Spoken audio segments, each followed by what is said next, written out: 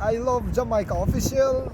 I want subscribe, like, share. salaamullaahi calaykum waraxmatullaahi wabarakaatu kulan wacan oo hagaagsan daawadayaal meel walba joogtaan kusoo dhawaada muuqaal kale oo xiiso leh iyo channelka Jamaica official hadda channelkayga daawada aad ku cusub tahay subscribe dheh like dheh share dheh saaxiibadaada la sii wadaag muuqaal walba oo kusoo gaara si adigana aad halkan saaxiib joogta aad ugu noqotona subscribe dheh mar walba maasanid maantana daawade hadduu eebweyn raali ka noqdo waxaan ku soo qaadan doonaa muuqaal xiiso leh iyo sheeko xiiso leh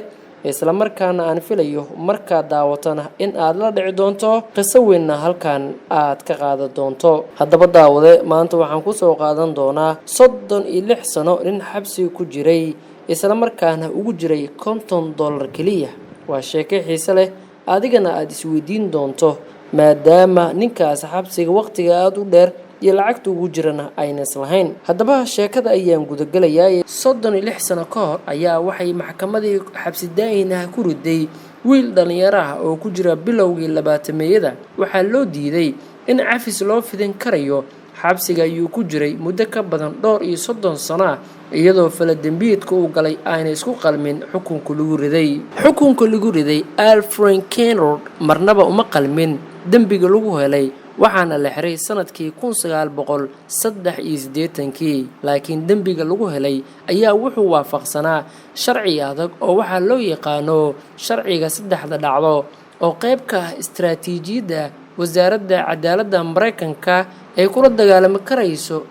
dagaalanto cunfiga iyo xadgudubka sida ay warbixinadu ay sheegayaan wiilkan dhalinyarada ah ayaa wuxuu xaday lacag $50 ah oo dukaan rootiga lagu iibiyo oo ka dhacay kadib waxaa lagu eedeeyay inuu dhac geystay darajada koowaad ah waa sida ay sheegtay jaridda The Guardian ee gudaha dalka Britain ka soo baxda August sanadkan markii uu xabsiga ku soo qaatay 36 sano ayaa maxkamadii ay go'aamisay in Kennard la iska fasaxo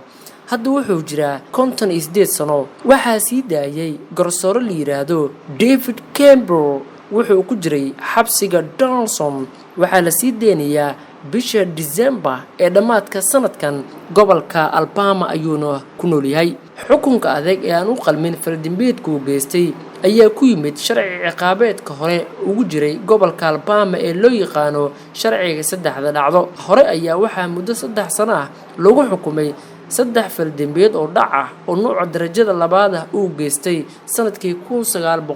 1979 lawyer-kii u doodayay oo la yiraahdo Calo faylka Kennardna u xilsaar ayaa ka hadlay markii xukunka lagu dhawaaqay ayaa sheegay in wali xabsiyada ay ku jiraan dad ninka la mid ah oo aan laakiin haysan lawyer u dooda wuxuu hadalkiisa ku soo daray ninkan xiran u hadlayay waa arin aan cadaalad ahayn in boqolaal qof oo gobolka Alabama ka soo jeeda ay ku xukuman yihiin waana cafisna loo fidin kareynin kuwa oo wax dambi ah aan geysan waan filayaa daawade sheekadan xiisaha leh ee la xiriirtay ninkan xabsiga ku jiray 36 sano isla markaana u xirnaa $50 kaliya in aad la dhacday isla markaasna sheekadan aad u riyaaqday si daawade maalin walba muuqaalada xiisaha leh ee channelkaygan Jamaica official ay ku soo gaarana maalin walba rukumo saaxiibadaadana la sii wadaag gambaleelka rukumo ka ayaa ku muhiim ah muuqaalkana si share garay ku maasanid la jaanqaadka